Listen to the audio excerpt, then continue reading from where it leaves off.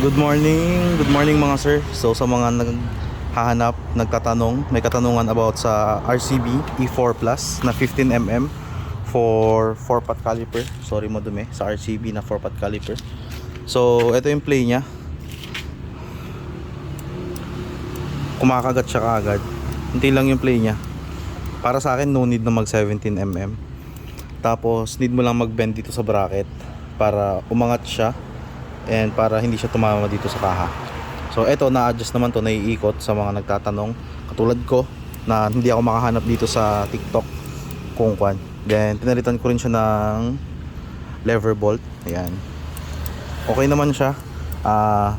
Dun sa 14, naka 14mm ako dito dati, nilagay ko dito sa XRM natin. Eto, E4 na 14mm. Dahil nakatupat na tayo dito, nilipat ko na lang doon. So sa mga nagtatanong, ano bang mas okay gamitin? So para sa akin, mas okay to. Mas kumakagat siya ng napapastop niya yung motor. Napapagana niya kaagad yung ABS natin. Hindi katulad dun sa 14mm, hindi niya masyadong napapagana yung ABS. Pero if gusto mo ng 14mm na hindi nakikita dito, dati yun din yung turning point ko eh. Ayaw ko din na naka-open dito. So ayun, okay lang yung 14mm dito. Pero dapat keep in mind, magpa-repack kayo ng shocks or magpalit kayo ng front suspension para ma-maximize nyo yung stopping power ng R1.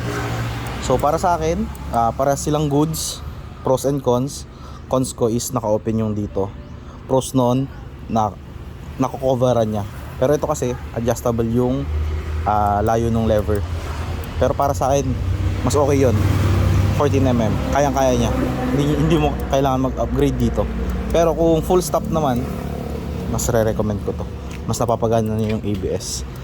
So ang caliper pala natin is R1, bracket natin is JVT, ang disc natin is Asia disc. Ayan. Ang shocks natin is stock repack by Pop Shock Attack. Pero kailangan na rin natin repack ulit kasi more than 1 year na. So ayun, sa mga naghahanap ng videos about RCB E4 Plus, eto na yun. Alright.